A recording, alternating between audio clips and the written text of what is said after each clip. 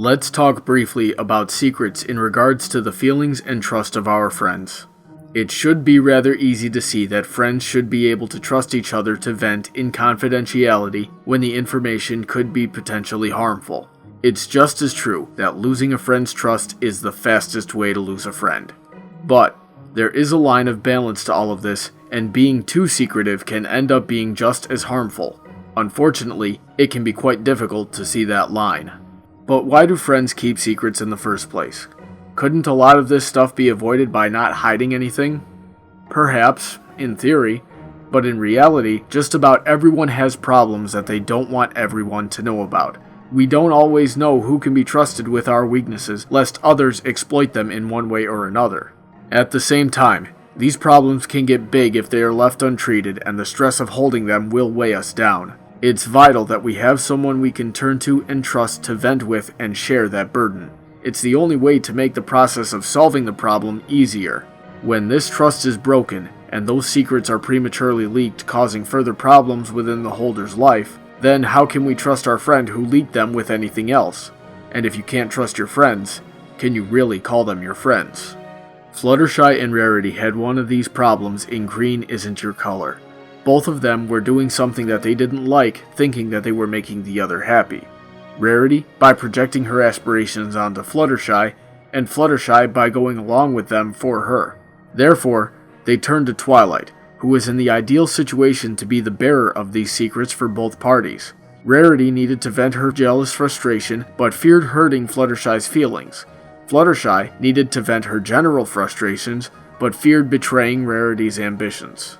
At this point, the pair of friends are hurting both themselves and each other by keeping the secrets. Rarity pushing Fluttershy through something that she hates doing, as well as tearing herself apart with jealousy, as well as the inverse scenario with Fluttershy. This is where the line should get drawn, and it becomes necessary that the secrets aren't kept. This is where Fluttershy and Rarity should have had an honest discussion with each other on how they felt about the situation. Granted, it did eventually happen, and that's where the episode's lesson came from. But I believe that if the situation was handled properly between the two characters, it would have happened much sooner. But since Rarity and Fluttershy were worried about hurting each other, that made it difficult for them to confront each other.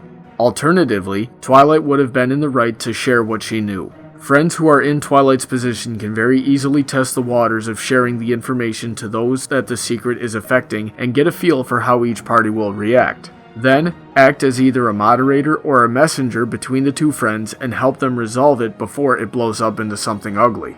I honestly don't know what would have happened between Rarity and Fluttershy if they had kept up this charade for too long. However, a pattern that I have seen a few times with others, and twice firsthand, is that the situation goes ignored for too long and it slowly breeds contentment between friends. This eventually comes to a boil and causes a rift between the two. Then, those in Twilight's position often get caught in the middle, and whether or not they choose to take sides between the Rarity and the Fluttershy of these situations, the end result is always the rending of at least 3 different friendships. It's often quite painful, and it's almost never worth it. Thankfully, Rarity and Fluttershy figured this out, opened up to each other, and the situation was resolved only slightly quicker than it would have been in real life. Forgiveness ensued, the bond strengthened, and both went on like it had never happened.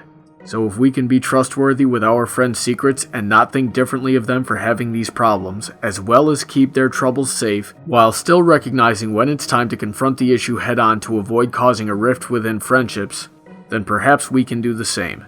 And that's the moral of the story. If you have any thoughts on this video, or would like to hear something discussed, you can leave a comment below, or drop comments, questions, topic suggestions, and review suggestions by following BrawnyBuck on Tumblr, or sending an email to bronydebates@yahoo.com. Also, feel free to check out my Patreon page to see how you can support my channel and what you'll get in return. Big thanks to all of those supporting me already. Have a great day, and I look forward to hearing from all of you soon.